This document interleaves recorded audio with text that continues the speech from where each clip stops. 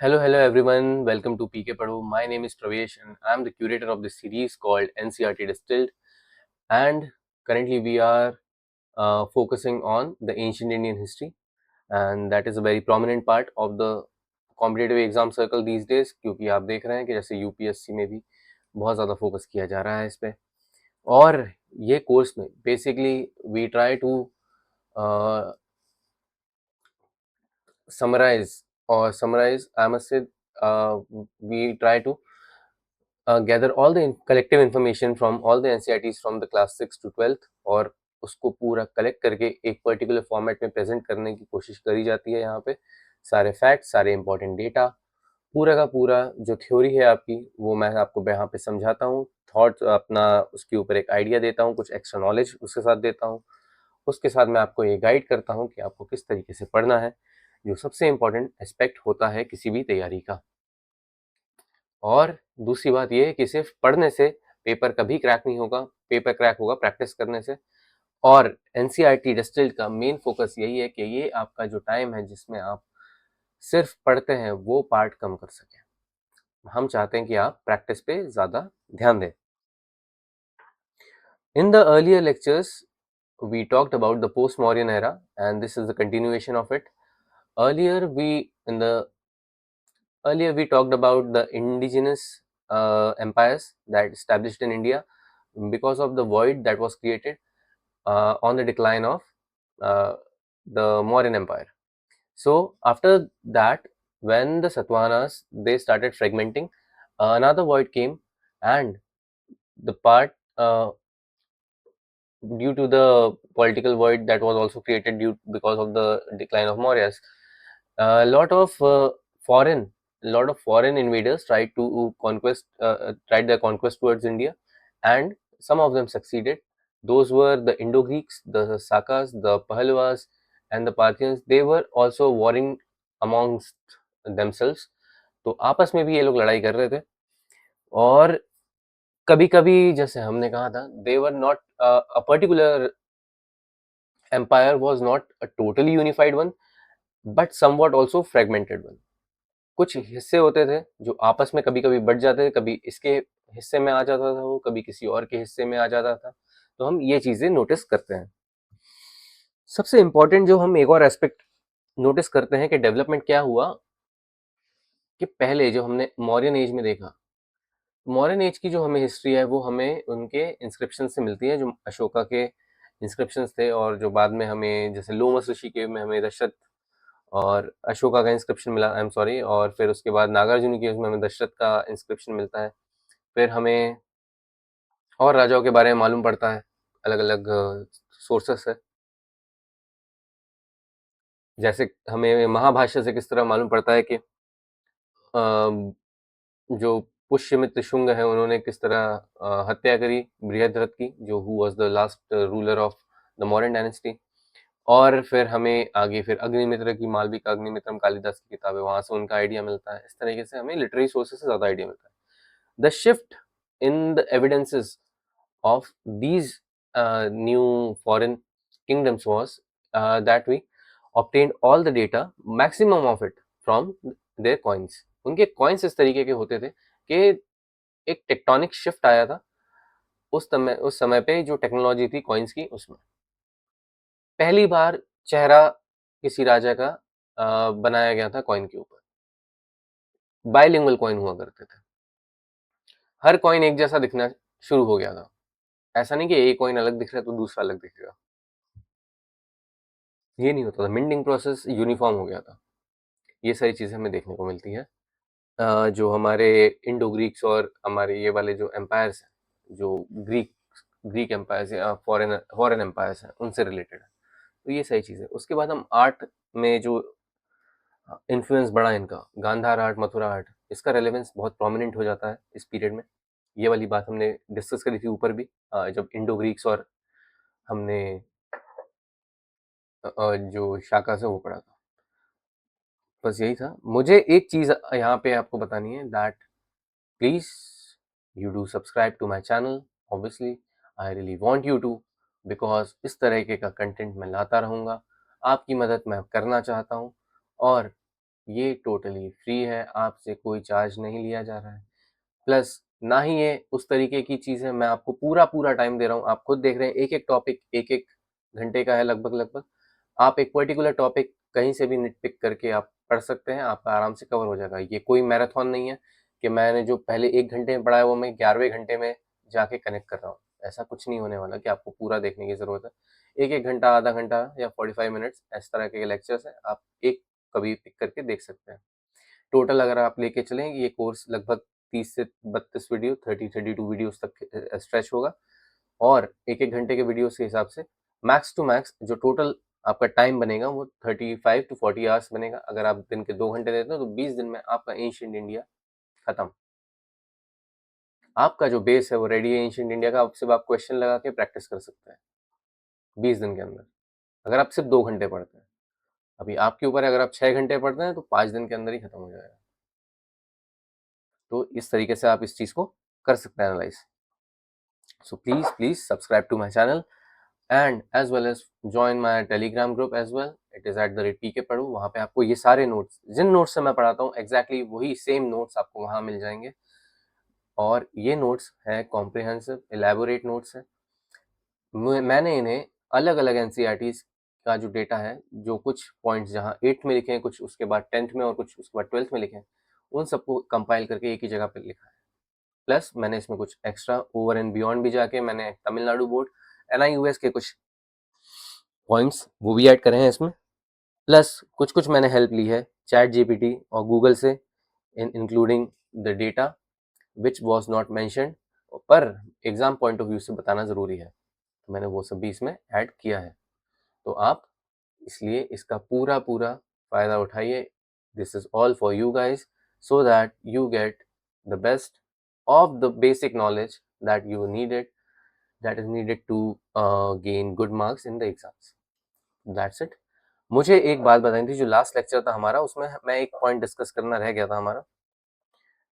हमने map discuss किया था, उसके बाद मैंने लेसन क्लोज कर दिया था, लेकिन मुझे आपको कुछ और बात बतानी थी। जैसे मुझे ये कॉइन्स दिखाने थे आपको, हमने ऊपर भी कॉइन्स डिस्कस करे थे, ये आपके इंडो ग्रीक कॉइन्स थे, ठीक है, ये हमने डिस्कस कर लिया था।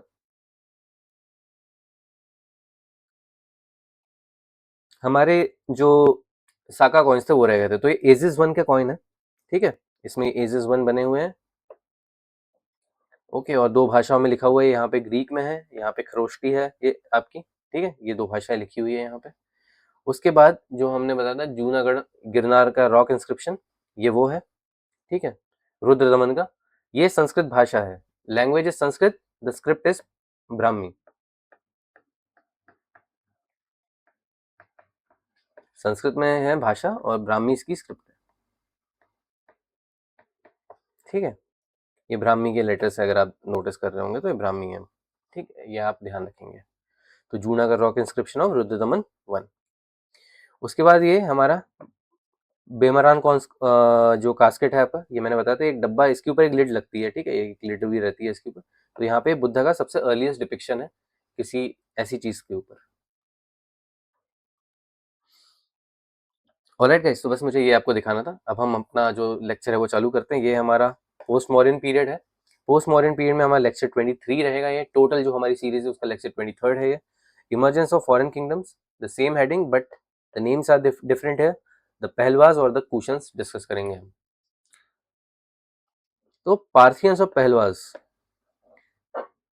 the Parthians were the third major foreign power to establish rule in the northwestern India after the Indo-Greeks and the Shakas। वही एरिया है आपका जो पाकिस्तान है, प्रेजेंट डे अफगानिस्तान, वो वाला रीजन है।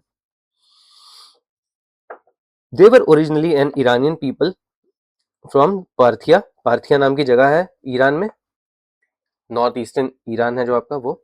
इंडियन सोर्सेज में इन्हें पहलवाज कहा जाता है, इसलिए हमने इस टाइटल का नाम पहलवाज ही रखा। Their rule in India was comparatively brief and limited। छोटा रूल था, ज्यादा बड़ा इनका एक्सटेंट नहीं था। Indo Parthian acted as the transitional powers between the Sakas and the Kushans. ये दोनों मेजर पावर है और इसके बीच में एक छोटी सी डायनेस्टी आई जो कि है पहलवास की, ठीक है। ये हम डिस्कस कर लिया है कि पार्थिया से आए थे और ये ईस्टवर्ड बढ़े, ईस्टवर्ड डायरेक्शन में, ईस्ट की तरफ इन्होंने स्ट्रेच किया। तो पहले सिस्तान गया, फिर अफगानिस्तान, फिर गांधार, तक्षशिला और फिर नॉर्थ वेस्टर्न इंडिया, ये पूरा रीजन ये लोग कॉन्कर करते हुए चले ईरान से। रूट ये है इनका पार्थिया से लेके नॉर्थ वेस्टर्न इंडिया तक का, ठीक है, ये वाला इसका पूरा रूट है। इस्टेब्लिशमेंट किस तरह से हुआ इनका इंडिया में, तो साका रूल जो था, साका रूल के बाद आए ये लोग पार्थियंस, इंडो ग्रीक्स, फिर साकास, फिर पार्थियंस, और ये वाली रीजन में इन्होंने अपने आप को एस्टेब्लिश किया। और जो है इनकी जो इनका हम अगर जो मेन पॉइंट देखेंगे तो इनके टाइम में जो मेजर डेवलपमेंट हुआ वो इंडिया में इतना नहीं हुआ, क्योंकि इंडिया में इतनी टेरिटरी इनके पास नहीं थी। मेजर जो डेवलपमेंट हुआ, एक बाही तख्त मोनेस्ट्री है, उसका डेवलपमेंट हुआ है इनके टाइम पे। ये अफगानिस्तान में पड़ती है बाही तख्त, बहुत इंपॉर्टेंट एस्पेक्ट है ये। और ये क्वेश्चन भी आ सकता है, बहुत अच्छा क्वेश्चन है बाही तख्त का, क्योंकि नाम से इस्लामिक लगता है लेकिन है बुद्धिस्ट मोनेस्ट्री, तो इसलिए मैं बता रहा हूँ ये कि बहुत इंपॉर्टेंट ये बन जाता है। तो मेजर डेवलपमेंट उसी रीजन में किया इनने। Compared to the Indo-Greeks, the Sakas and the Kusans, the Parthians ruled was relatively smaller territory। अभी हम देखेंगे, जैसे मैं आपको मैप दिखाता हूँ, तो आप जैसे देखेंगे कि साकास वगैरह का यहाँ तक फैला हुआ था रूल, यहाँ तक फैला हुआ था रूल, इनका बस इतना ही रीजन है, छोटा सा रीजन है, ज्यादा बड़ा नहीं है। मथुरा इनने भी लेकिन कॉन्कर कर लिया था, मथुरा तक आ गए थे ये लोग भी। मथुरा ऐसी जगह है जहाँ पे सबने कॉन्कर किया, या आप मान के चलिए कि हर डायनेस्टी जिसकी भी हमने बात करी एक्सेप्ट सतवाहंस, ओके, इक्ष्वाकुस और सतवाहंस, ये जो डेक्कन वाली डायनेस्टी इनको छोड़ के अगर नॉर्थ इंडिया की बात करें तो, क्योंकि मथुरा ऐसे रीजन में पड़ता है कि सबको चाहिए था, उत्तर पथ दक्षिण पथ का कॉन्फ्लुएंस है, जो जाके आगे जाके सिल्क रोड पे मिलेगा, ठीक है, गांधा स्कूल ऑफ आर्ट है, ट्रेड का बड़ा सेंटर है, पानी है, यमुना बह रही है भाई बाजू से, बहुत सारे इंपॉर्टेंट एस्पेक्ट है मथुरा में। इंपॉर्टेंट रूलर कौन कौन थे आपके पहलवास के, तो गोंडोफर्निस, गोंडोफेरेस, गुदुपहारा, कुछ भी बोल सकते हैं, ये तीनों नाम है इनके, ठीक है। Founder and the greatest ruler of Indo Parthian kingdom, most famous Parthian ruler in India. Extend क्या था इनके एम्पायर का, ईस्टर्न ईरान जहां से निकले थे ये, फिर आपका यही वाले रीजन जो इनने कॉन्कर करे, सिस्तान, अफगानिस्तान, गांधार, तक्षशिला और पंजाब का कुछ हिस्सा, जो हमने मैप में भी देखा। यहाँ से मैं आपको एक और बार दिखाता हूँ, जैसे यहाँ से निकले और यहाँ से ये कवर करते हुए पूरा का पूरा यहाँ तक आ गए, ओके। कैपिटल तक्षशिला थी इनकी, ठीक है, इंडो पार्थियन कैपिटल जो थी वो तक्षशिला थी। कॉइनेज, तो सिल्वर कॉइन और कॉपर कॉइन इन्होंने निकाले बहुत सारे, ग्रीक, ईरानियन, इंडियन इन्फ्लुएंस था उन कॉइन्स पे भी, जिस तरीके से इंडो ग्रीक्स और आपके शाकास का था उसी तरीके से, लेकिन सिल्वर और कॉपर, अभी यहाँ पे गोल्ड नहीं है, ओके। हिस्टोरिकल इंपॉर्टेंस क्या रही, वही इनकी हिस्टोरिकल इंपॉर्टेंस जो है, हम इसकी इनकी जो हिस्ट्री है हम निकालते कहाँ से, इनके कॉइन्स, इंस्क्रिप्शन और आर्कियोलॉजिकल रिमेन से ही हमें इनके बारे में मालूम पड़ता है। तो इसके बाद एक आते हैं आपके एब्डेगासिस वन, ठीक है, ये सक्सेसर थे, ठीक है, और डायरेक्टली रिलेटेड नहीं थे, एक रिलेटिव थे गोंडोफर्निस के, and control parts of the Indo Parthian territories after Gondophares. Other rulers, कुछ और रूलर, सबसे इंपॉर्टेंट जो रूलर है इनके गोंडोफर्निस ही है, उन्हीं के बारे में आपको ध्यान रखने की जरूरत है, इससे ज्यादा आपको ध्यान रखने की जरूरत नहीं है। एक ऑर्थनेस थे, ऑर्थनेस, ये जी साइलेंट हो जाएगा, ऑर्थनेस, और एक थे पाकोरेस। पॉलिटिकल फ्रेगमेंटेशन किस तरीके से था कि जो गोंडोफर्निस के बाद है के जाने के बाद जो आपका एम्पायर है, पार्थियन एम्पायर, वो छोटे छोटे पार्ट्स में डिवाइड होने लगा, fragment into smaller principalities. This Weeknd the Indo Parthian power and facilitated the rise of cushions. Cushions were relentless, they were attacking continuously. अभी अगर आप देखेंगे जैसे वही इस तरफ से कुशन्स अटैक कर रहे थे, ठीक है, चाइना वाला जो हिस्सा है और जो आपका सेंट्रल एशिया का, यहाँ से कुशन्स का कंटिन्यूस अटैक चल रहा था इनके ऊपर, तो उनको मौका मिल गया गोंडोफर्निस के जाने के बाद।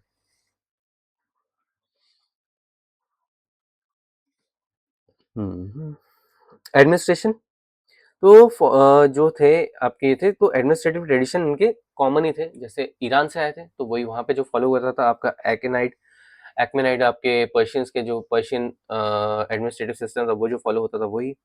फिर आपके जो साकास जो फॉलो करते थे, इंडो ग्रीक्स जो फॉलो करते थे, यहाँ इंडो ग्रीक्स रहेगा,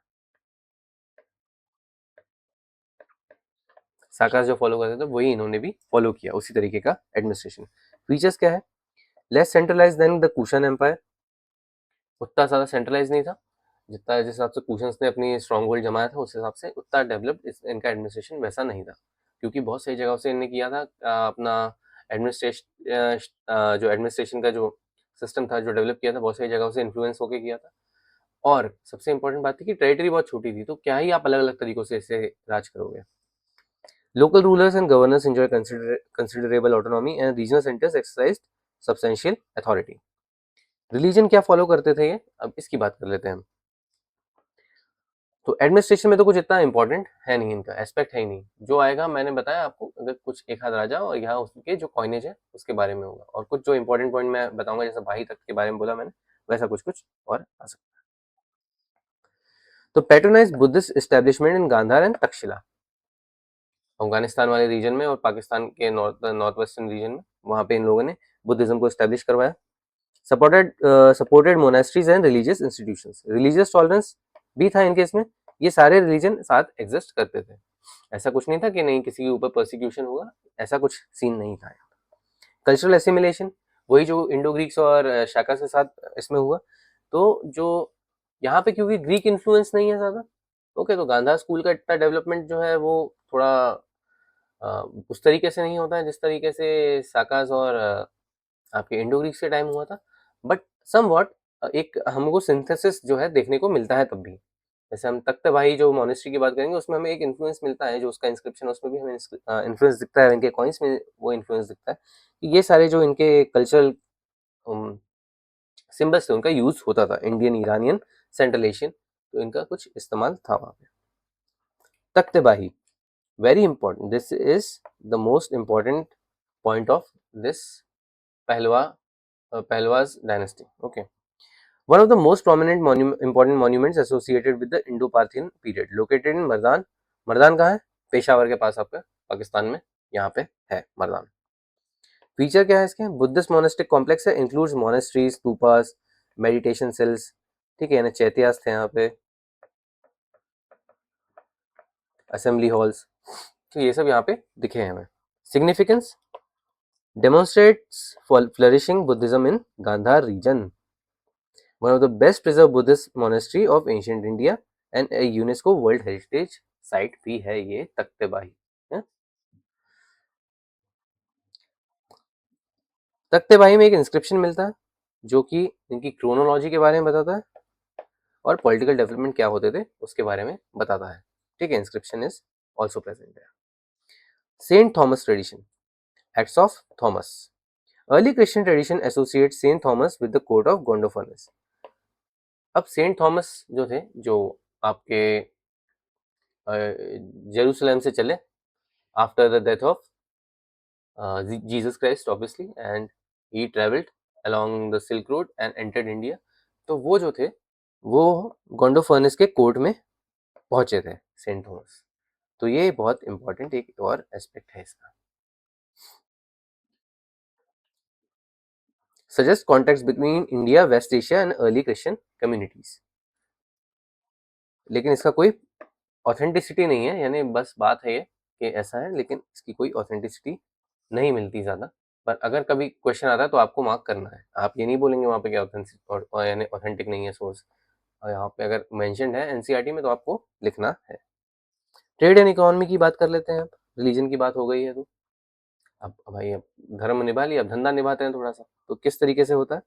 तो स्ट्रेटेजिक पोजिशन थी, वही वाला जो हमारा रूट है मेन, आपका सिल्क रोड का कुछ हिस्सा कंट्रोल किया जाता था, इंडिया ईरान वाला जो हिस्सा था वो कंट्रोल किया जाता था, कुछ इंपॉर्टेंट पोर्ट्स थे वो कंट्रोल किए जाते थे, सेंट्रल एशिया और रोमन एम्पायर, रोम के साथ ट्रेड, क्योंकि अभी आपने देखा जैसे सेंट थॉमस ट्रेडिशन की हमने बात करी तो वहीं से आए होंगे उसी रूट से, तो वो एक इंपॉर्टेंट एस्पेक्ट बन जाता है कि यूरोप से जो कॉन्टैक्ट था उसे कंट्रोल करते थे।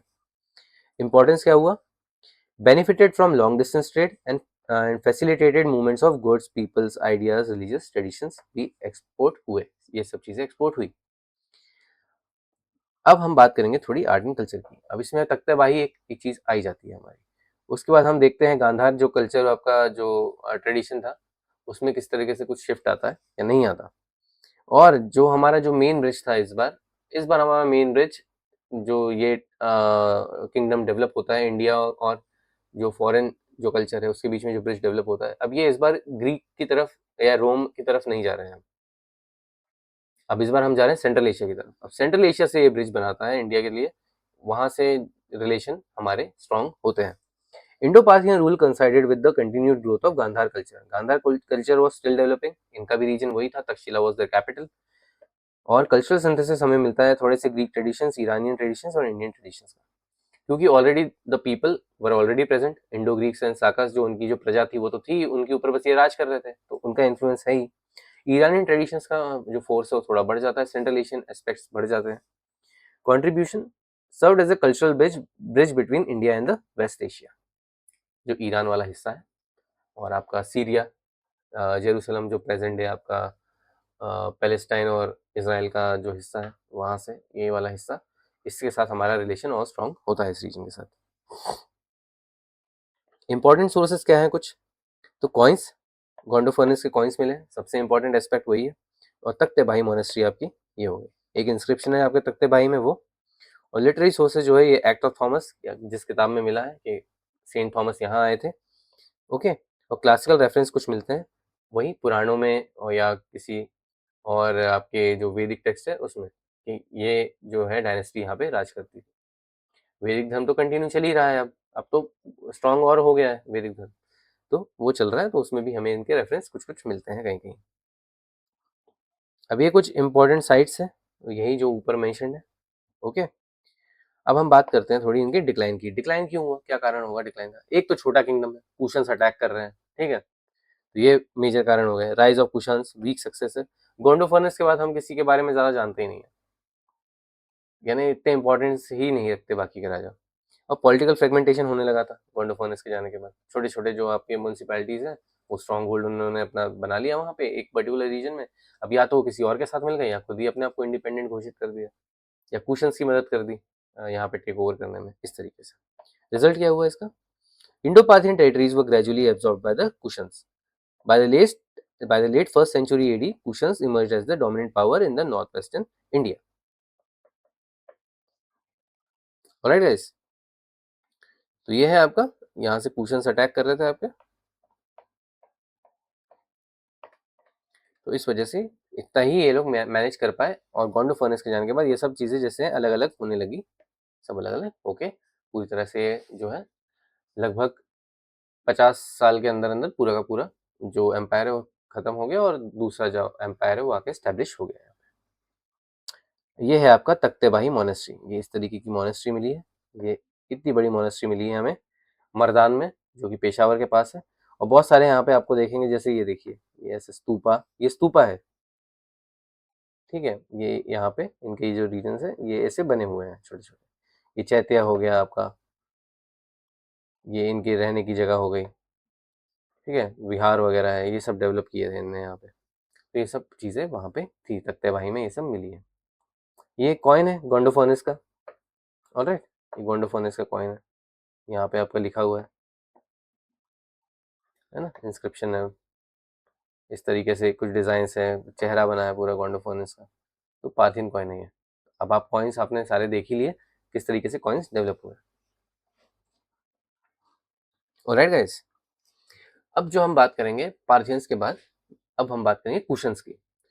कुशन्स जो है वो सबसे प्रोमिनेंट जो एक एम्पायर है इंडिया का, हम बोलेंगे इससे, जिस तरीके से हम इम्पोर्टेंस देते हैं सतवाहंस को पोस्ट मॉडर्न पीरियड में, उसी तरीके से हम अगर फॉरेन किसी रूल की बात करते हैं तो हम दो जो है हमारे शाकास एक तो, और दूसरे हैं कुशन्स। कुशन्स थोड़े और ज़्यादा प्रोमिनेंट है शाका से भी, क्योंकि कुशन्स में आते हैं कनिष्क आपके,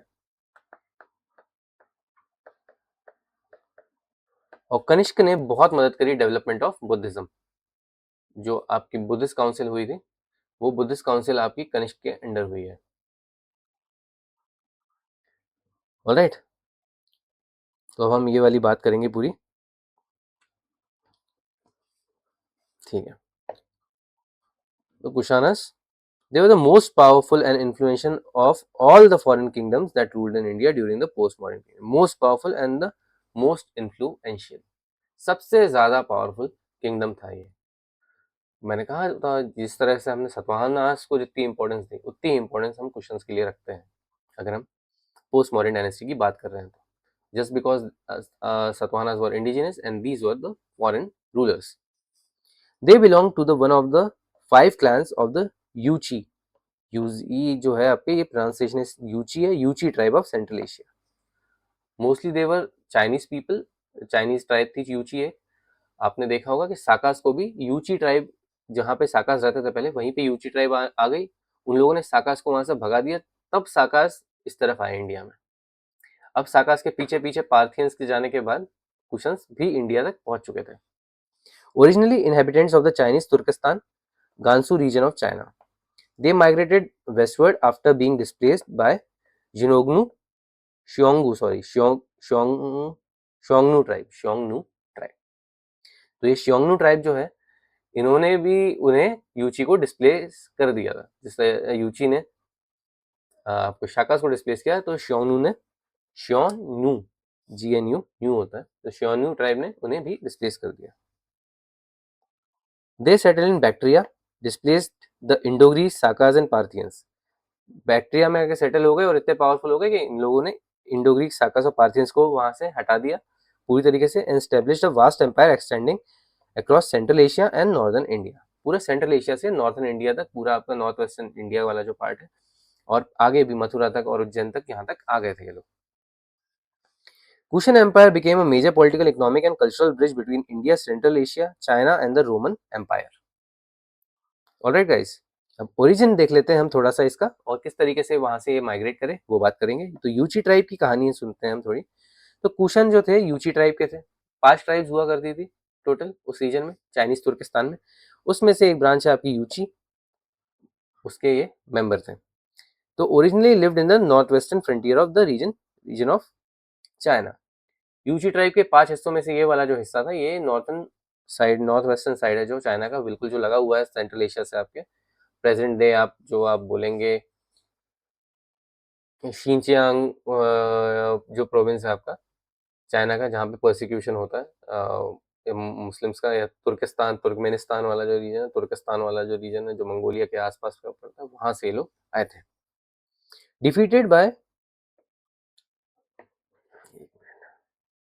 डिफीटेड बाय शोनु नोमैड्स। शोनु नोमैड्स ने इन्हें हराया था। Migrated westward and settled in Bactria.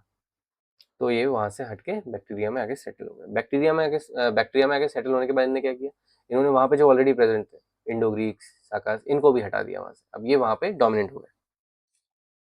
तो गांसू से नॉर्थ वेस्टर्न इंडिया तक ये आए। तो यूजी ट्राइब जो थे, यूजी ट्राइब को यूनिफाई किया किसने? कजूला कटफिसिस ने। कजूला कटफिसिस जो थे, इन्होंने इनको यूनिफाई किया, और छोटी छोटी यूजी ट्राइब की अगर कुछ मान लीजिए कुछ छोटे क्लस्टर्स हैं, उनको सबको मिलके इन्होंने जोड़ा आपस में। एंड दे डिस्प्लेस्ड, साथ मिलके इन्हें लड़ा इंडो ग्रीक से, साकास से और पार्थियन से, और इन्हें वहां से बैक्ट्रिया से डिस्प्लेस कर दिया, और establish control over Takshashila, Peshawar, Gandhara, Punjab. इस रीजन के ऊपर पूरा का पूरा उन्होंने अपना कंट्रोल जमा लिया, और आगे फिर एक्सटेंशन चलता रहा। तो एक्सपांड होके कहाँ तक पहुंच गए? Kashmir, UP, western Gangetic plains और सेंट्रल एशिया। उस तरफ पूरा सेंट्रल एशिया, और इधर इंडिया की तरफ कश्मीर, यूपी और वेस्टर्न गैंजेटिक प्लेन्स। अगर हम मैप देखेंगे जैसे, तो देखेंगे आप ये वाला जो पार्ट है, ये आपका सेंट्रल एशिया में जा रहा है, ठीक है। ये आपका, ये देखिए यहाँ पे चाइना के अंदर तक है पूरे हम, ये यहाँ पे। फिर आपका ये गुजरात राजस्थान वाला हिस्सा हो गया, मथुरा, वाराणसी, पाटलिपुत्र, ये हिस्सा यहाँ तक आ गए, पूरे यूपी बिहार तक कैप्चर कर लिया। ओके, ये वाला पूरा रीजन हो गया आपका, जो कि है आपका ईरान वगैरह वाला हिस्सा, ठीक है। तो पूरा का पूरा ये सेंट्रल एशिया और ये वाला पूरा रीजन इन्हें कैप्चर कर लिया। अब ये देखिए कश्मीर में भी, यहाँ पे भी स्टैब्लिश है।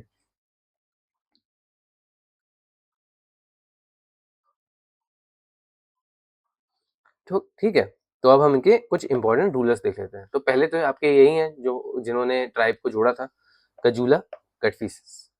तो कजूला कटफिसिस जो है, ये फाउंडर है कुशन एम्पायर के, ठीक है। Unified the 5 Yuezhi tribes. Yuezhi की ये 5 हिस्से थे, उनको पूरा इन्होंने जोड़ा साथ में। Successor of Hermaeus, the last Indo Greek ruler of the Kabul valley. Hermaeus एक राजा थे, उनके ये सक्सेसर बने, और फिर वहां से इन्होंने अपना काम शुरू किया कजूला कटफिसिस ने।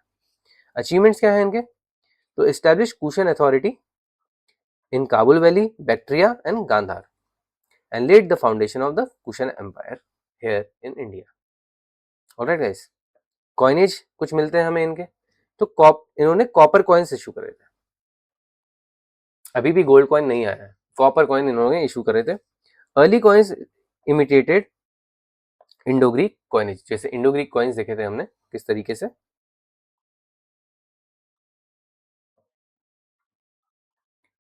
इसी तरीके के इनके कॉइन्स दिखा करते थे। ये इंडो ग्रीक कॉइन्स है आपके, ओके। तो इसी तरीके के कॉइन्स इनके भी थे।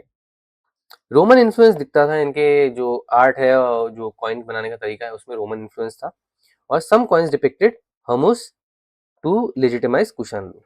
हर्मुस क्योंकि एक महान राजा थे उस रीजन के, बैक्टीरिया के, और सब उन्हें जानते थे, तो कुशन का रूल जो है उसे लेजिटिमाइज करने के लिए, क्योंकि अभी तो वैदिक धर्म नहीं फॉलो कर रहे हैं ना कि ब्राह्मण की जरूरत पड़ेगी, तो किस तरीके से करेंगे, तो हर्मुस को भी दिखाया गया उनके कॉइन्स में, ताकि ये शो कर सके कि ये उन्हीं के सक्सेसर है, वहीं से आए हैं। तो ये दिखाने के लिए हर्मुस के भी कॉइन जारी किए गए। अगले राजा आते हैं आपके वीमा ताक्तो या सोतेर मेगास। ये दोनों नाम है इनके, वीमा ताक्तो या सोतेर मेगास। अब ये सक्सेसर है आपके कुजुला कटफिसिस के, often identified with the ruler known as Soter Megas the great saviour. Great saviour जो यानी इनका एक टाइटल है। अचीवमेंट्स क्या थे इनके, expanded cushions territory into north western India and strengthen the control over important trade routes. अब जो है, अगर आपने, फिर से मैप दिखाता हूं मैं आपको, अब जो आपका इंपॉर्टेंट ट्रेड रूट है ये उत्तर पथ हो गया पूरा का पूरा यहाँ से, और यहाँ से अगर आपका सिल्क रूट आ रहा है तो ये भी पूरा का पूरा। अब इतना बड़ा हिस्सा अगर किसी रूट का आप कंट्रोल करोगे तो आप बहुत ज्यादा इन्फ्लुएंस आप अपना दिखा रहे हो उस रीजन में, आपका इन्फ्लुएंस बहुत स्ट्रांग है उस रीजन में, इसका मतलब ये हुआ।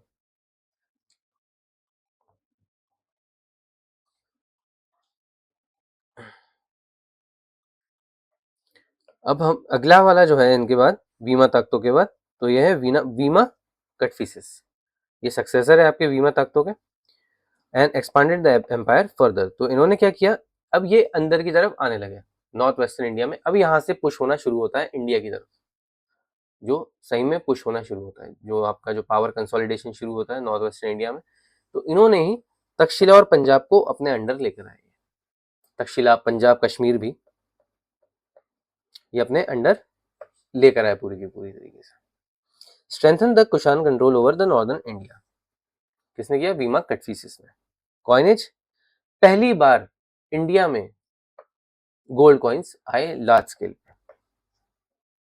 ये आप वीमा कटफिसिस का नाम इसलिए याद रखेंगे, ये नाम इसलिए इतना इंपॉर्टेंट है, वीमा कटफिसिस वेरी इंपॉर्टेंट रूलर, क्योंकि पहली बार भारत में सोने के सिक्के बनना शुरू हुए, मिंट होना शुरू हुए, इसके पहले नहीं थे, सोने के सिक्के नहीं बनते थे, कॉपर बनता था, लेड बनता था, पोर्टिन बनता था, ब्रास बनता था, ब्रॉन्ज बनता था, आयरन बनता था, और सबसे आखिरी में आकर सिल्वर बनना चालू हुए। गोल्ड अभी तक नहीं बन रहा था इंडिया में। गोल्ड के जितने भी कॉइन्स थे सब रोमन कॉइन्स थे या ईरानियन कॉइन्स थे, यहाँ से कॉइन्स आ रहे थे। इंडिया का कोई भी इंडिजिनस कॉइन नहीं था, पहली बार गोल्ड कॉइन आया इंडिया में, बना बेसिकली, वीमा कटफिसिस ने बनवाया। Gold coinage reflects flourishing trade with the Roman empire. The problem was that gold क्यू के कॉइन क्यों नहीं बने और रोम में क्यों बन गए, हमारे पास गोल्ड ही नहीं था, इस रीजन में गोल्ड नहीं मिलता है। तो जब आप गोल्ड एक्सट्रैक्ट नहीं कर सकते, या अगर मिल भी जाता है तो आपके पास वो टेक्नोलॉजी नहीं है कि आप निकाल सके। सतवाहंस का हमने देखा कि उनके पास गोल्ड निकालने के लिए केजीएफ था, पर यहाँ इस रीजन में कहीं नहीं था। अफगानिस्तान के पास गोल्ड है लेकिन उस टाइम शायद इतना डिस्कवरेबल नहीं था, तो ईरान से आया हुआ होगा। और ईरान से भी कहाँ से आएगा, ईरान से भी मोस्टली, ईरान जो ट्रेड करता था रोम के साथ, उस रीजन में बहुत गोल्ड अवेलेबल है, तो वहां से आता था। तो ये रिफ्लेक्ट करता है कि ट्रेड होता होगा, क्योंकि अर्लियर क्या हुआ होगा, गोल्ड लिया होगा रोम से, उसी को गोल्ड को गला के नए कॉइन्स मिंट करे गए होंगे। इनके टाइम में रिलीजन क्या था, वीमा खटफिसिस जो है ये फोकस करते थे आपका भैया शैविज्म पे। तो इनके जो कॉइन्स हैं, इनके कॉइन्स पे आपको मिलेंगे शिव, नंदी, त्रिशूल, ठीक है, शिव नंदी त्रिशूल इनके कॉइन्स पे आपको मिलेंगे। अब जो है सबसे महानतम राजा की हम बात करते हैं, जो इनके सबसे महानतम राजा थे वो है कनिष्क। नाम हिंदू नाम है, पूरा का पूरा जो अब ये जो सिस्टम है इनका वीमा खटफीसिस के बाद से, अब ये जो है जो रिलीजन जो फॉलो करेंगे ये लोग करेंगे जो इंडियन रिलीजन है, शैविज्म और वैदिक धर्म जो है आपका, ये सारी चीजें ये लोग फॉलो अब करेंगे। तो कनिष्क का क्या इंपॉर्टेंस है कि भाई he is the greatest and most powerful cushion ruler and also considered one of the greatest ruler in the ancient Indian history. He stands just behind the Lions of Ashoka. इतने important ये ruler है वहां के। Adopted titles इन्होंने कुछ रखे अपने। Devaputra, son of God, Kaisar. Kaisar is a name that comes from Caesar. Okay, Caesar means जो बेसिकली जो राजा होता था रोमन एम्पायर का, उसे सीजर कहा जाता था। तो जूलियस सीजर है जैसे हम बोलते हैं, एक्चुअली आदमी का नाम जूलियस है, सीजर उसका टाइटल है। जूलियस सीजर जो है, तो Julius is the name of the person and seizure is his title. तो वही नाम जो इंडिया में और इस तरफ आने के बाद, पर्शियन इम्पैक्ट के बाद, वो सीजर से चेंज होकर काइजर हो जाता है। तो काइजर इन्होंने अपना एक टाइटल रखा। King of Kings, although this title is associated with Jesus Christ. Jesus Christ को किंग ऑफ किंग्स बोला जाता है, पर इन्होंने भी वो टाइटल एक्सेप्ट किया, यहाँ पे अपना एक टाइटल रखा। और लॉर्ड ऑफ ऑल लैंड, सर्वभूपति। सर्वभूपति करके एक टाइटल था इनका, तो सर्वभूपति में लिख देता हूँ यहाँ पे।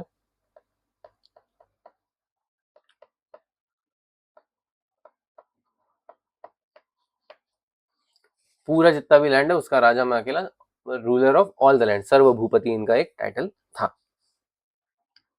कैपिटल, कनिष्क ने अपनी कैपिटल बनाई पुरुषपुर।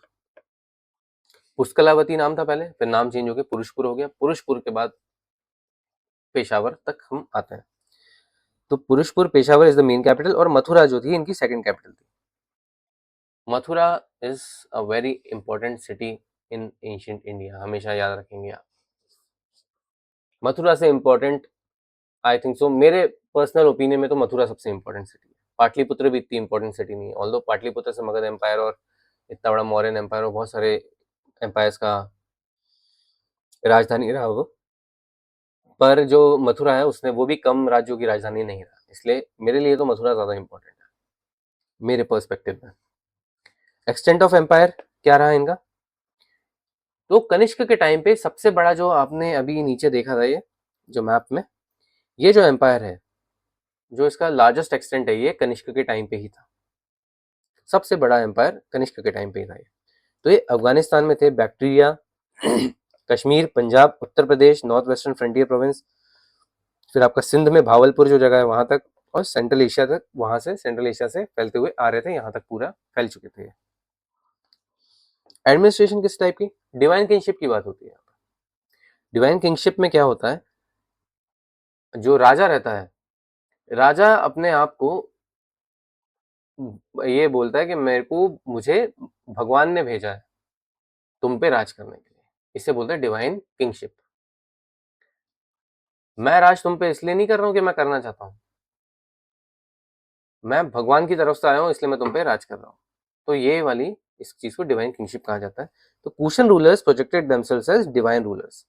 हमें अधिकार है, हमें ईश्वर द्वारा अधिकार दिया गया हम तुम पे राज करें, हम इस जगह पे राज करें, ये ईश्वर द्वारा हमें अधिकार दिया गया है। Adopted title of Devaputra. बहुत सारे, कनिष्क के बाद बहुत सारे जो रूलर्स आए उन लोगों ने देवपुत्र लगाया अपने नाम में, सन of God, possibly influenced by Chinese emperors who called themselves sons of heavens because inherently they were from वहां से, चाइना वाले हिस्से से, तो वहां पे सन ऑफ हेवंस वाला टाइटल वो लोग यूज करते थे, वहां के जो राजा महाराजा थे, तो उन लोगों ने वहीं से इन्फ्लुएंस होकर प्रोबेबली यहाँ पे एक देवपुत्र का कॉन्सेप्ट ये लेकर आए। इंपीरियल टाइटल्स हमने ऊपर ही डिस्कस करें, वही है ये। ठीक है, गवर्नेंस किस तरीके की थी, तो प्रोविंसेस में बटा हुआ था, अलग अलग छोटे छोटे प्रोविंसेस थे, जिनको प्रोविंसेस को कुछ लोग राज करते थे।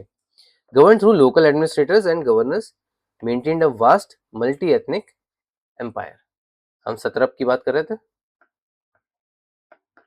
सत्रप सिस्टम ही इन लोगों ने भी फॉलो किया, सत्रप सिस्टम कंटिन्यू रहा है इनके टाइम तक। इकोनॉमी एंड ट्रेड की बात कर लेते हैं अब कुछ। अब इन लोगों का जो मेन हम बात करेंगे वो कॉइनेज की ही बात करेंगे, हमेशा हम जो करते आ रहे हैं ये वाले टॉपिक में कि हम कॉइन्स की ही बात कर रहे हैं, तो वही वाली बात करेंगे हम। तो ट्रेड प्रॉस्पेरिटी, क्योंकि सिल्क रोड पे आपका कंट्रोल है, आपका उत्तर पथ पे कंट्रोल है, पाटलिपुत्र से लेके मथुरा तक आपका कंट्रोल ऑलरेडी प्रेजेंट है। ओके, और आगे जाके आप तक्षशिला गांधार वगैरह का हिस्सा भी आपके अंडर आता है, जो कि जाता है सेंट्रल एशिया तक, और सेंट्रल एशिया से आपका जो रिलेशन है वो वाया सिल्क रोड बन जाता है यूरोप से, रोम से। तो आपने तो बहुत सारी चीज जगह कंट्रोल कर ली, पूरा का पूरा ईरान और ये वाला रीजन सेंट्रल एशिया का।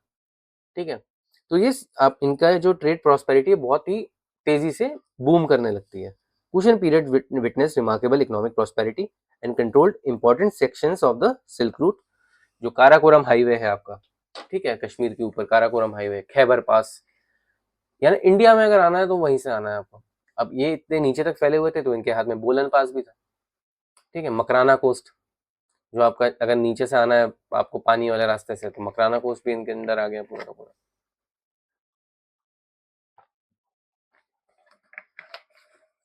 गुजरात का हिस्सा, उत्तर पथ, हिमावत, दक्षिण पथ का कंट्रोल, क्योंकि दक्षिण पथ भी आके मिलेगा फाइनली तो मथुरा में ही, उसका कंट्रोल। इतने सारे इंपॉर्टेंट जो ट्रेड रूट्स हैं इनका पूरा कंट्रोल इन्होंने अपने हाथ में ले लिया। Trade connections with was established between India, Central Asia, China, Roman Empire. All right. Roman trade. Large number of Roman gold coins have been discovered from the Kushan territories. Kashmir में मिले हैं रोमन गोल्ड कॉइन्स। ओके, गांशू में मिले हैं, ये वाले regions में आपको रोमन गोल्ड कॉइन्स मिलते हैं। प्रेसोपोलिस करके एक जगह है ईरान में, ठीक है, पुरानी जगह, वहां मिले हैं इनके कॉइन्स। इंपॉर्टेंट एस्पेक्ट बन जाता है ये कि भैया रोमन के साथ इनका बहुत अच्छा, रोमन एम्पायर के साथ बहुत अच्छा ट्रेड रिलेशन था। Indicates flourishing Indo Roman trade. Major exports क्या करते थे, क्या चीजें भारत से उधर जा रही थी, तो स्पाइसेस, कॉटन के textiles, Ivory products, precious stones, pearls, ये सब यहाँ से वहां जा रहा था। और वहां से यहाँ क्या आ रहा था, gold, wine, glassware, luxury goods. इतना गोल्ड आने लग गया था इनके टाइम में कि प्लाइनी ने, जो आपके हैं लाइनी,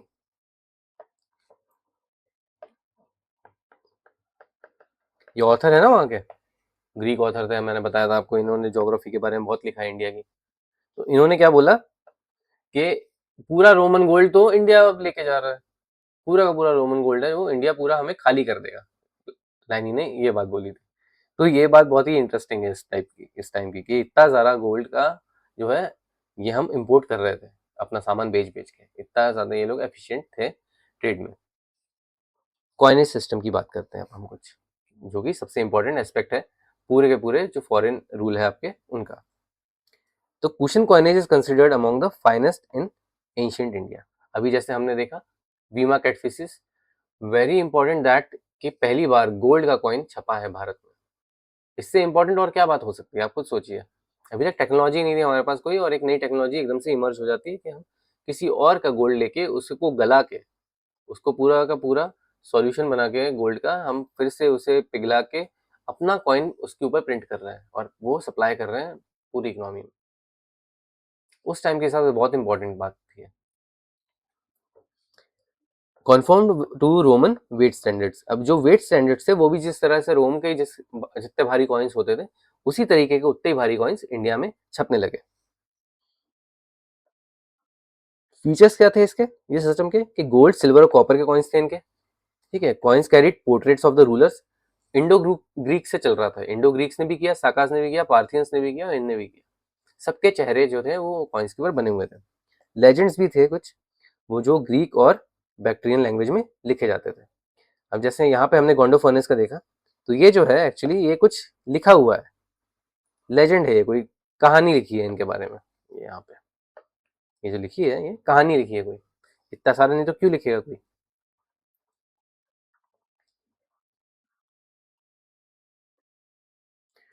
डीटीज भी दिखते हैं इनके इसके ऊपर कुछ कुछ, जो कुशन के जो कॉइन्स थे उनके पीछे ये लोग भगवानों की मूर्तियां बनाते थे, यानी सॉरी भगवानों की मूर्तियां छपती थी इनके पीछे, कि ये इनके भगवान है, हम इनकी पूजा करते हैं, तो ये भी इंपॉर्टेंट है। तो इसलिए कॉइन भी जो क्या है थोड़ा रिलीजियस एस्पेक्ट बढ़ जाता है कॉइन का। ठीक है, अब उसकी पूजा भी करी जा सकती है कॉइन की। और ये वाली जो आपका सिस्टम है सिक्कों की पूजा करने का, दिवाली पे जो हम करते हैं, ये वाला जो कॉन्सेप्ट है वो यहाँ से इमर्ज होता है। जब सिक्कों के ऊपर भगवान की मूर्तियां आना शुरू हो गई, भगवान का पोर्ट्रेट आना शुरू हो गया, वहां से सिक्कों की इंपॉर्टेंस पूजा पाठ में बढ़ जाती है। इसके पहले ये कॉन्सेप्ट नहीं था। इसके पहले मेटल रखना पड़ता था तो हम लोटा रखते थे या कोई बर्तन रखते थे, थाल वगैरह रखते थे, इस तरीके। सिक्के रखने का जो कॉन्सेप्ट है कि मंदिर में सिक्के चढ़ाने, क्योंकि मंदिर में सिक्का पवित्र होता है, कॉपर का कॉइन पानी में डालने का, ये यहाँ से शुरू होता है, क्योंकि पहले के कॉइन्स में भगवानों की मूर्त बनी हुई आती थी।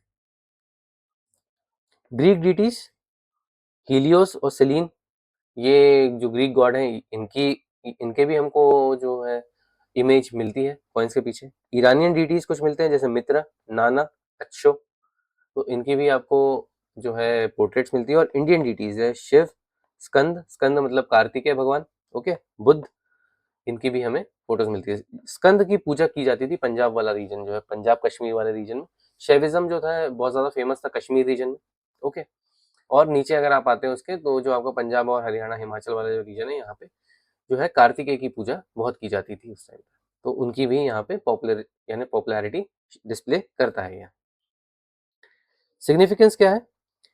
Reflects religious tolerance and cosmopolitan culture. Mix and match था बहुत सारे कल्चर्स का, कॉस्मोपॉलिटन और रिलीजियस टॉलरेंस था कि भैया बुद्ध की भी मिल रही है आपको, फिर जो आपके ग्रीक भगवान है, डीटीज है, उनकी भी मिल रही है, इंडियन की डीटीज की तो मिल ही रही है, ब्राह्मणिकल डीटीज है जो, तो ये एक इंपॉर्टेंट एस्पेक्ट बनता है। रिलीजन, बुद्धिज्म किस तरीके से फॉलो होता था कि कनिष्क जो है, कनिष्क ने महायाना बुद्धिज्म को बहुत प्रमोट किया। Alright, the fourth Buddhist council जो कश्मीर में हुई थी आपकी, वो कनिष्क ने करवाई थी।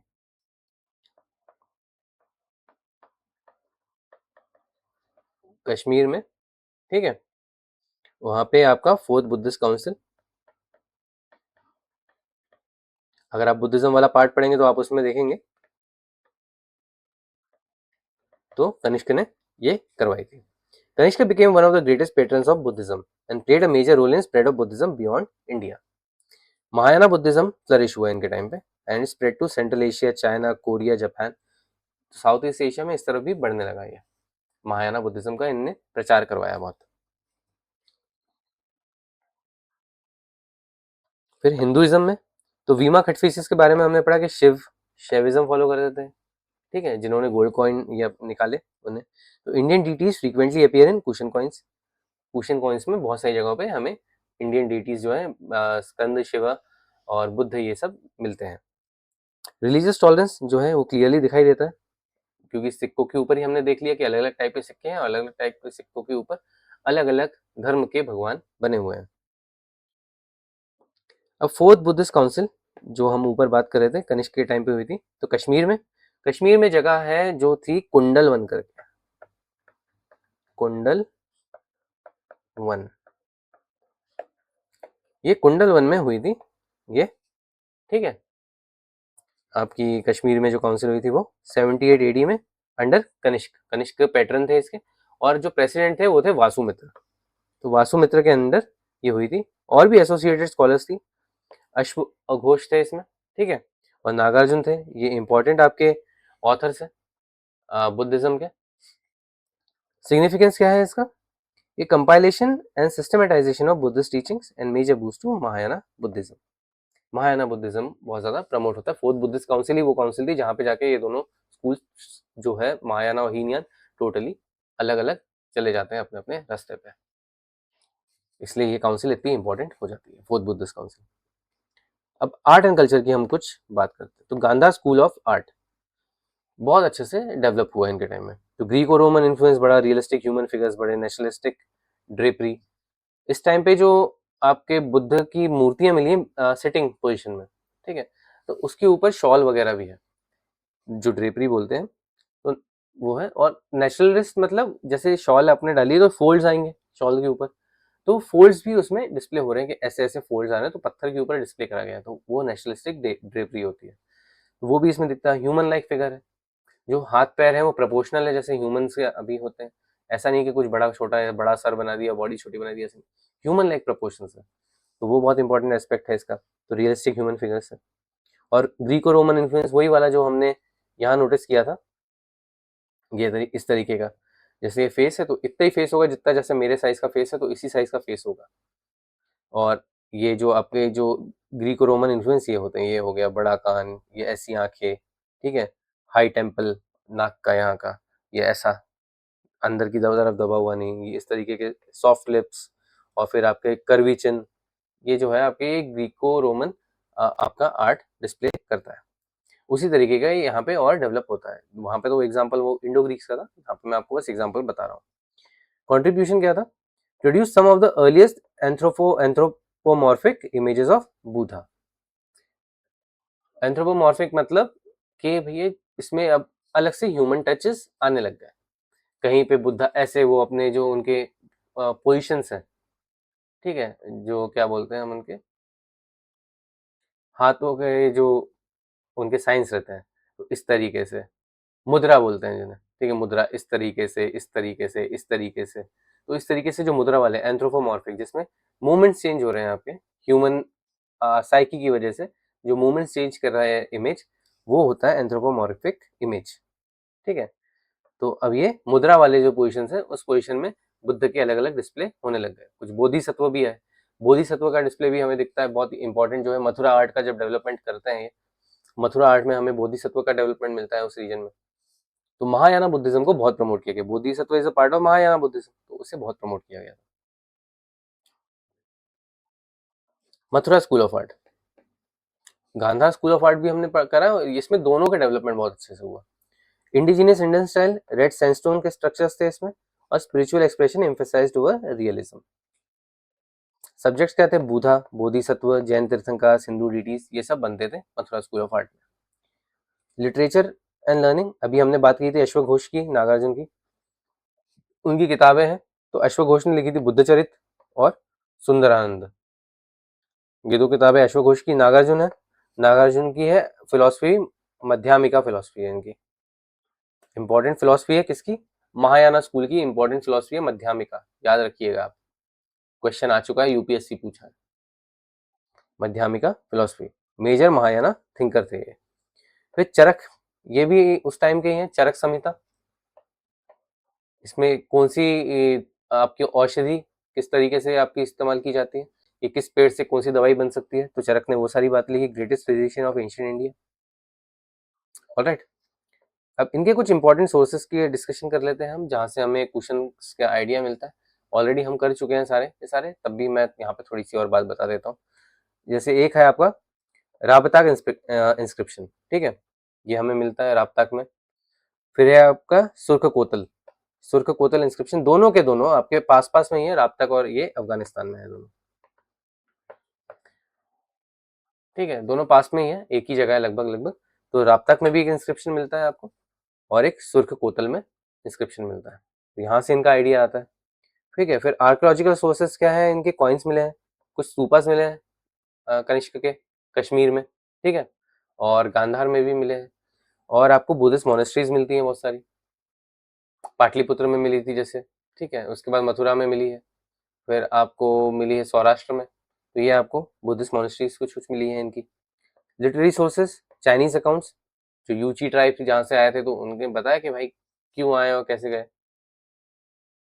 जैसे शाओन्यू ने उनको हराया, तो शाओन्यू ने लिखा होगा कहीं पे कि हमने यूचीज को हराया, तो वो वाली बातें हैं। बुद्धिस्ट टेक्स्ट में इनकी बातें हैं, यहाँ पे हमने डिस्कस कर ही लिया कि बुद्ध चरित्र, सुंदरानंद, दोनों में हमें इनका वर्णन मिलता है, क्योंकि उन्हीं के टाइम पे, कनिष्क के टाइम पे ही फोर्थ बुद्धिस्ट काउंसिल हुई थी, और नागार्जुन ये अश्वघोष वहाँ पे प्रेजेंट थे।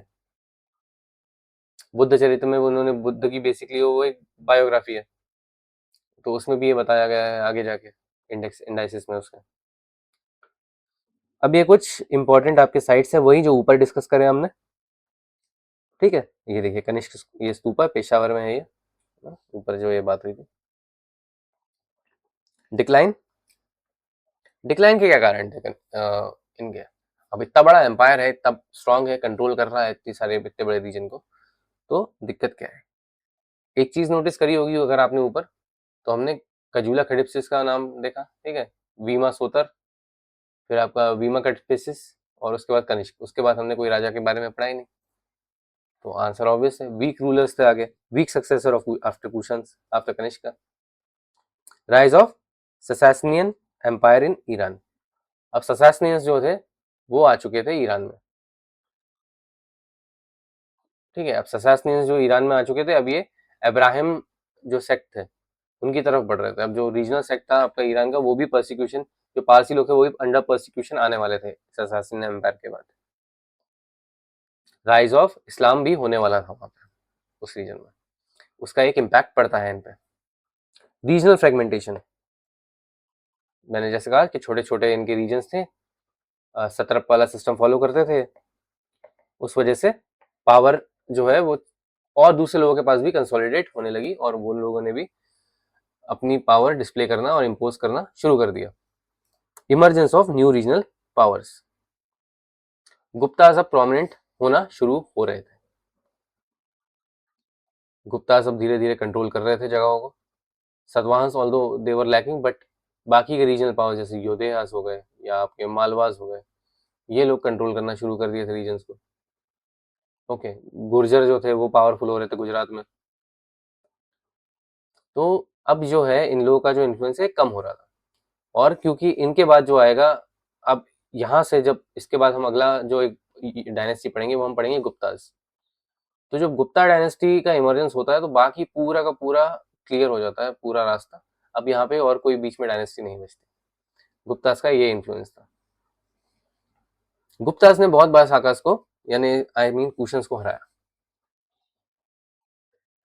सेंट्रल जो आपके शाकास में भी हमने पढ़ा था कि दो आपकी ब्रांचेस बन गई थी, एक आपकी नॉर्थ वेस्टर्न थी वो तो खत्म हो गई पूरी थी, पूरी की पूरी, और जो आपकी सेंट्रल इंडिया में बची थी उसको भी विक्रमादित्य चंद्रगुप्त टू विक्रमादित्य ने हरा दिया था।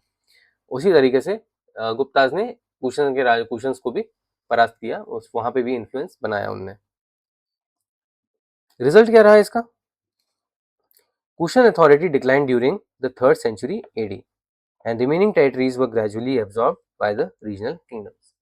3rd century AD वही टाइम है जहां पे राइज ऑफ गुप्ता एम्पायर होता है।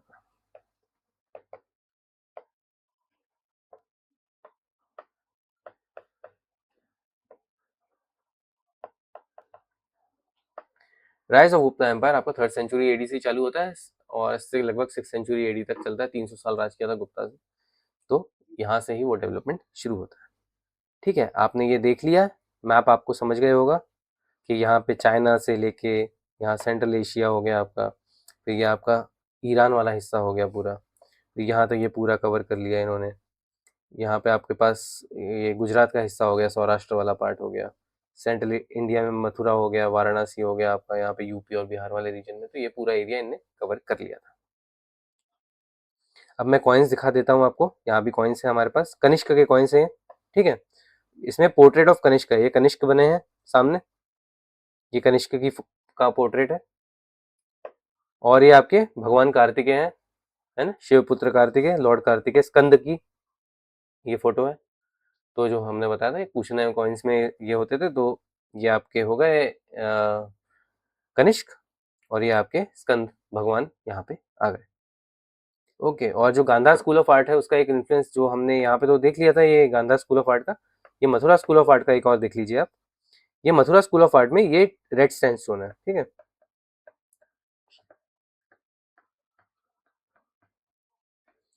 इसके ऊपर ये बोधिसत्व बने हैं मंजूश्री,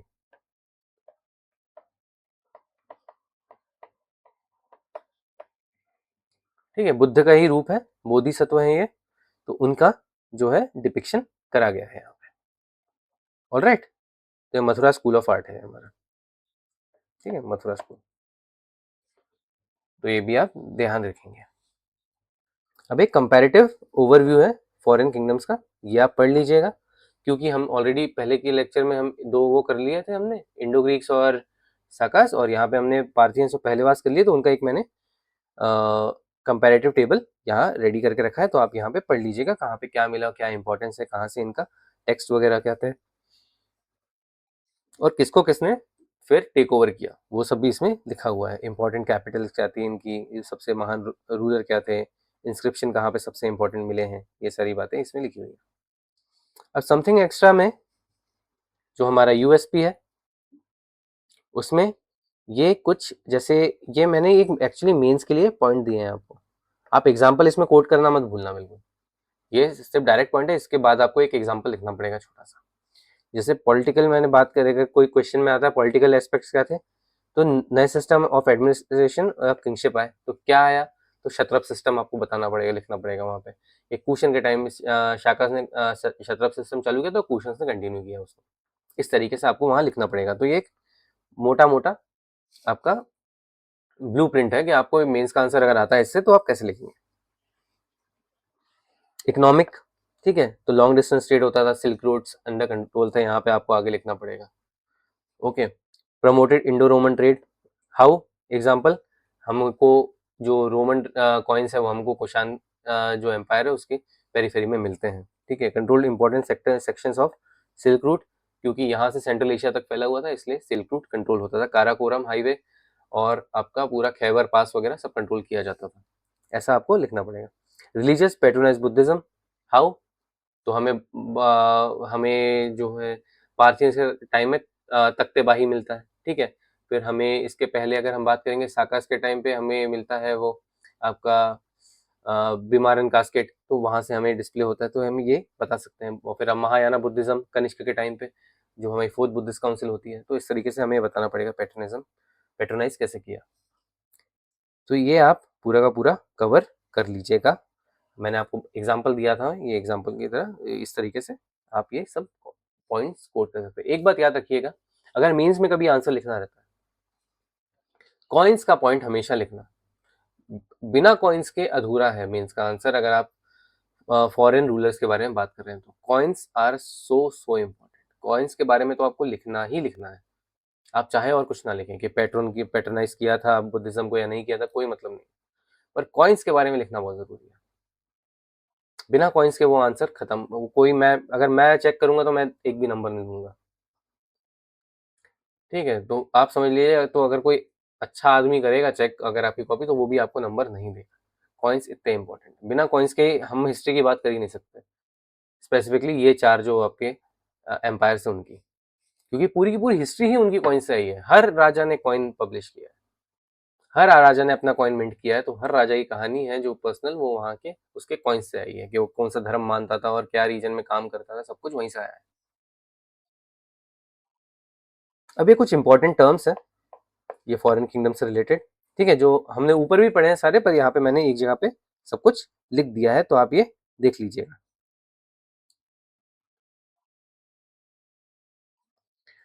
और ये कुछ प्लेसेस हैं जो हमने सारी बातें जहाँ से जो लोग आए और कहाँ पे उन लोगों ने राज किया, क्योंकि क्या होता है अब जो पुराने वर्ड्स थे अब वो नए, यानी पुरानी जगहें थी उनके सारे नाम बदल चुके हैं, तो हमें नाम पता होना चाहिए। जैसे बैक्टीरिया कहाँ था, तो नॉर्दर्न अफगानिस्तान सेंट्रल एशिया वाला हिस्सा था, homeland of Greco Bactrians early Kushans, है ना, यूका वाला रीजन जो हमने बात करी थी ना, यूकास, वो ये है।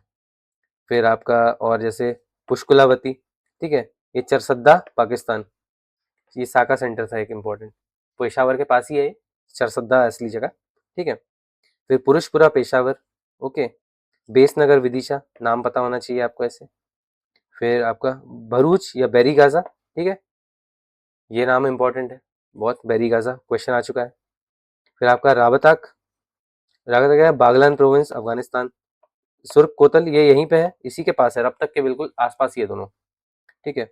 फिर एराकोशिया हेलमंद रीजन अफगानिस्तान, ऐसे मैंने यहाँ पे नाम देके रखे हैं। पार्थिया कहाँ था, नॉर्थ ईस्टर्न ईरान में, ताकि आप कंफ्यूज ना हो, अगर आप पढ़ रहे हो जैसे और आपको मालूम ना पड़े तो आप यहाँ से देख सकते हैं। गांसू नॉर्थ वेस्टर्न चाइना का रीजन है। फिर सिस्तान, सिस्तान कौन सा रीजन है, तो ईरान अफगानिस्तान की जो बॉर्डर रीजन है उसको सिस्तान कहा जाता है। भावलपुर ये आपका पंजाब में है, ठीक है। तो ये सारी चीज़ें इसमें लिखी हुई है, तो ये आप ध्यान रखिए। बस ये यहाँ पे हमारा पूरा का पूरा जो है एम्पायर वाला पार्ट, ठीक है, ये मत सोचिएगा पोस्ट मॉडर्न खत्म हो गया। एम्पायर वाला जो पार्ट है, जो मुझे एम्पायर डिस्कस करने थे, 4 एम्पायर आपके इंडिजिनस और 4 एम्पायर आपके फॉरेन, जो कि एनसीईआरटी में मेंशन है, वो मैंने यहाँ पे डिस्कस कर दिया है। अब जो हम अगला बात करेंगे वो हम बात करेंगे एडमिनिस्ट्रेशन,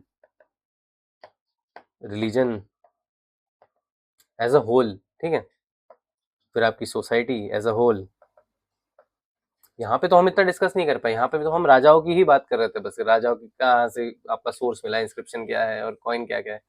यहाँ तो हम ये सब बात करी ही नहीं हमने डेवलपमेंट की। फिर साइंस एंड टेक, ओके। उसके बाद फिर आपका इकोनॉमी, ये सारी चीज़ें हम अब जो है डिस्कस करेंगे, वो हम करेंगे नेक्स्ट लेक्चर में, पोस्ट मॉडर्न।